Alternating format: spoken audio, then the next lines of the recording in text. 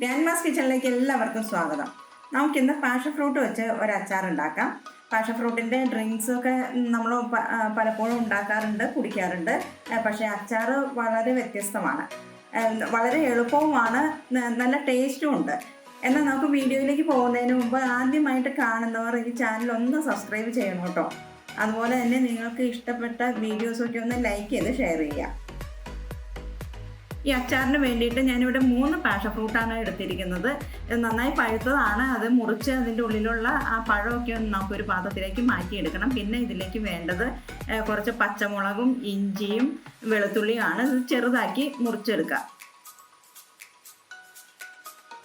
പിന്നെ ഇതിലേക്ക് വേണ്ടത് കുറച്ച് ഉലുവയാണ്, 1 ടീസ്പൂൺ ഉലുവ, പിന്നെ കടുക്, 1.5 ടീസ്പൂൺ കാശ്മീരി ചില്ലി പൗഡർ, പഞ്ചസാര, കായത്തിൻ്റെ പൊടി, എണ്ണ,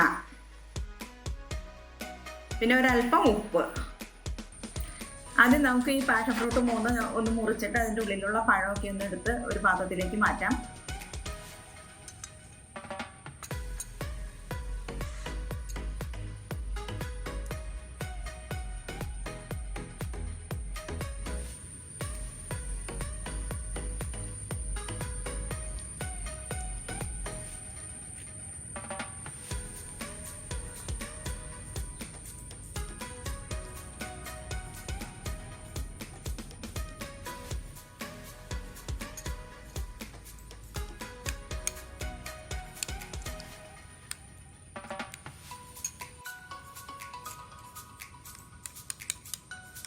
ഇതിലേക്ക് നമുക്ക് ഈ എടുത്തു വച്ചിരിക്കുന്ന പഞ്ചസാര ഇട്ട് നന്നായിട്ടൊന്ന് മിക്സ് ചെയ്ത് വെക്കാം. അപ്പോൾ പഞ്ചസാരയൊക്കെ നന്നായിട്ടൊന്ന് അരിഞ്ഞു വന്നോളും.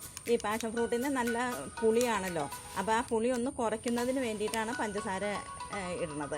ഞാനിവിടെ 3 ടേബിൾ സ്പൂൺ പഞ്ചസാരയാണ് കേട്ടോ എടുത്തിരിക്കുന്നത്. അപ്പോൾ കൂടുതൽ ഇത്രയും പഞ്ചസാര ഇട്ട് കഴിയുമ്പോൾ ഇത് ചെറിയൊരു പുളിപ്പും നല്ല ഒരു മധുരവുമായിട്ടാണ് ഇരിക്കുന്നത്. അപ്പോൾ പുളി തീരെ വേണ്ട എന്നുള്ളവർ പഞ്ചസാരയുടെ അളവ് കുറച്ചുകൂടെ കൂട്ടിക്കും.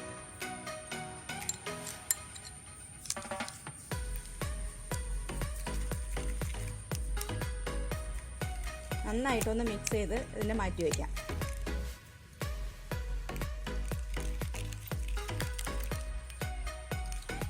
ഇനി ഒരു പാത്രം അടുപ്പത്തേക്ക് വെച്ചിട്ട് നമ്മൾ എടുത്ത് വെച്ചിരിക്കുന്ന എണ്ണ ഒഴിച്ചു കൊടുക്കുക. ഞാനിവിടെ വെളിച്ചെണ്ണയാണ് എടുത്തേക്കണത്. ഏത് എണ്ണ വേണമെങ്കിലും എടുക്കാം. 1 ടേബിൾ സ്പൂൺ എണ്ണയാണുള്ളത്.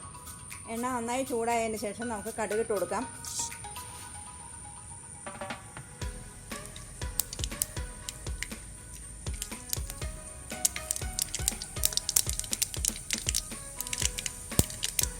എടുത്ത് വെച്ചിരിക്കുന്ന ഉലുവയും കൂടെ ഇട്ട് കൊടുക്കാം.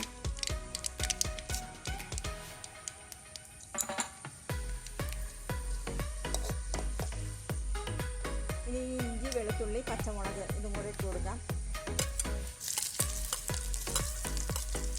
അതൊക്കെ പെട്ടെന്ന് തന്നെ മൂത്ത് വരും കേട്ടോ. ഫ്ലെയിം എപ്പോഴും കുറച്ച് വയ്ക്കുക.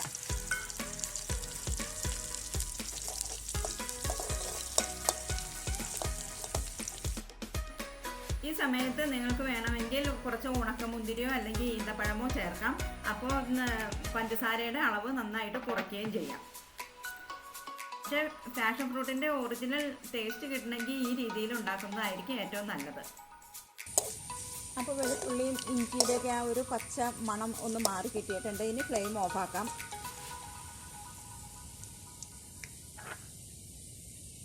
ഇതിലേക്ക് നമുക്ക് എടുത്തു വച്ചിരിക്കുന്ന മുളക് ഇട്ട് കൊടുക്കാം.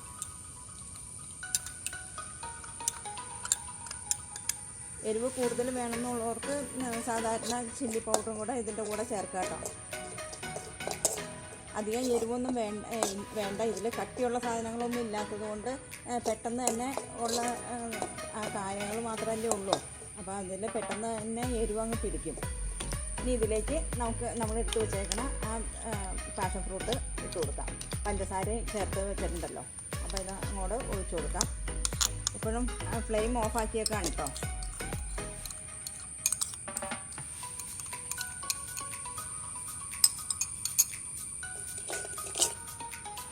ഇതിലേക്ക് കായംപൊടി, ഇതൊരു 1/2 ടീസ്പൂൺ കായപ്പൊടിയാണുള്ളത്.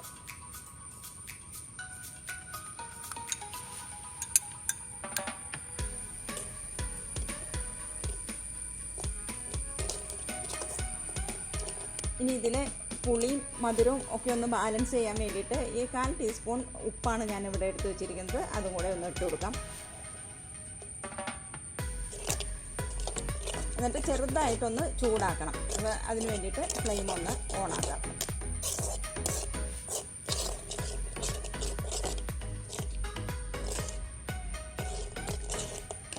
ചെറുതായിട്ടൊന്ന് ചൂടായി കഴിയുമ്പോൾ തന്നെ ഫ്ലെയിം ഓഫാക്കി കൂടുക. നമ്മുടെ പാഷൻ ഫ്രൂട്ട് അച്ചാർ ഇവിടെ റെഡി ആയിട്ടുണ്ട്. നല്ല ടേസ്റ്റാണ്. ഇത് റൈസിൻ്റെ കൂടെയും ചപ്പാത്തിയുടെ കൂടെ കഴിക്കാൻ പറ്റിയ നല്ലൊരു അച്ചാറാണ് കേട്ടോ. നമ്മുടെ പാഷൻ ഫ്രൂട്ട് അച്ചാർ എല്ലാവർക്കും ഇഷ്ടപ്പെട്ടു എന്ന് കരുതുന്നു. നല്ല ടേസ്റ്റാണ്. എല്ലാവരും ഒന്ന് ട്രൈ ചെയ്ത് നോക്കണം. മറ്റൊരു വീഡിയോയുമായിട്ട് നമുക്ക് വീണ്ടും കാണാം.